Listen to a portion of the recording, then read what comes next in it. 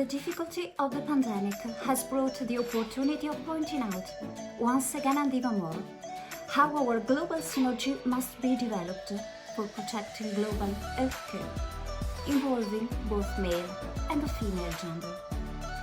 As Venus Lymphatic World International Network Foundation Human Rights and Gender Equality Committee Chair, it's my true honor to introduce a panel of top professional women from Venus lymphatic fields, in representation of all the continents of the world, reporting to all of us the importance of venous lymphatic chronic disease and thrombosis proper management, in particular in this COVID time. So, take care of your health.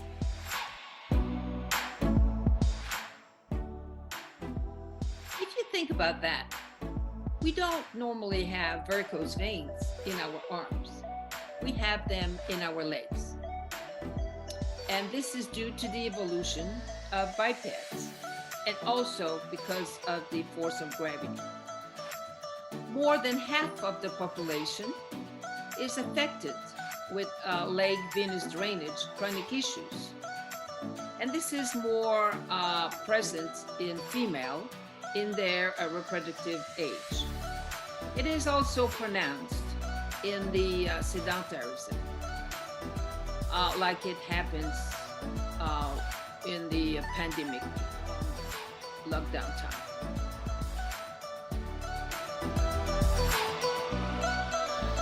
Hi, this is Dr. Jinsong Wang from Guangdong Provincial People's Hospital, China.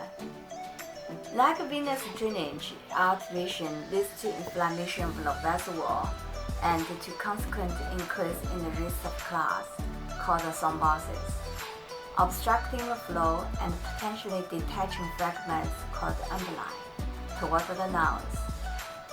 Venous thromboembolism remains a leading cause of preventable death. Thus, it is fundamental to adopt proper measures to prevent it, particularly in a COVID time, in which the coronavirus demonstrated to increase the thrombotic risk of the population, particularly in the female population, that for hormonal reasons might be at high risk of developing this dangerous condition.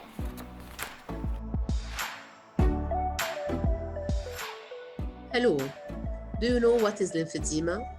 Leg veins are like rivers receiving flow from smaller channels called lymphatics. And the flow coming from the lymphatics and the veins is then addressed to the lungs to be detoxified, so becomes more purified with oxygen.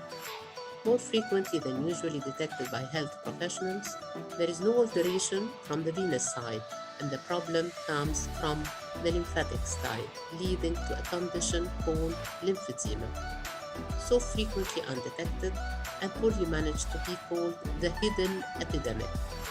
Do you know more than one woman out of 3 after gynecological or oncological procedures can experience this condition? Particularly in the lockdown times and the stay-at-home times during the COVID-19, a lot of fluids were accumulated in our legs, and the proper management of this condition is of paramount importance. Thank you. We all know about lymphedema in men and women, but what we often do not know is that men can also develop lymphedema after a breast cancer operation. Breast cancer-related lymphedema is a worldwide problem, which does get more attention than the other forms of lymphedema after gynecological cancers, for instance. The psychological issues are often underestimated, especially in times of pandemic. And that's why we would like to ask more awareness for psychological problems in breast cancer-related lymphedema patients, but especially also for the men, because a lot of people do not know that it's a possibility for men to develop first breast cancer and afterwards lymphedema. So time for research and awareness amongst this topic. Thank you. Many people, particularly particularly of the female gender, are suggested to use compression stockings for the benefit of the leg circulation. It is of paramount importance to specify the compression stocking can greatly help the venous and lymphatic circulation of both healthy workers standing or sitting for prolonged time, as well as patients affected by venous lymphatic disease. But a proper prescription by an expert health professional must be made first. Indeed, too often, in particular ladies, are wearing stockings that are not certified and or properly prescribed. Ask then to the specialist which compression is the proper pressure for your specific case so that you can enjoy all the benefit of being under the proper pressure. This is of great importance, particularly in COVID time, when lockdowns started, increase the stress of the venous lymphatic system.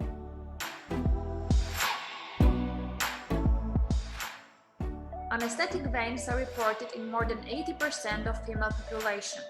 While frequently as an aesthetic concern, they represent a form of venous hypertension requesting a proper specialist evaluation. Indeed, in more than one case out of 4, the aesthetic concern is associated with a pathological alteration of venous drainage, requiring adequate management. There is a significant association between the amount of telangiectasia in reticular veins and increasing incompetence in superficial veins as well as in deep veins. A special care in proper assessment of venous drainage must be present, especially in pandemic time, in which lockdown sedentarism can worsen even more the leg drainage. Greetings to all of you. My name is Dr. Lorena Grillo from San Jose, Costa Rica, and it's very important for me to give you this message. Venous disorders management requires proper expertise in the assessment, treatment, and follow-up. A careful patient history evaluation must be followed by a detailed echo, color, Doppler evaluation. The assessment must be focused not just on the vascular tree of the legs, but also of the lower abdomen and in particular on the pelvic venous system, which is a frequent possible source of venous disease, particularly in the female gender. It's very important for us to give you also the message that by enhancing prevention, we are going to improve the quality of life of our patients. Thank you.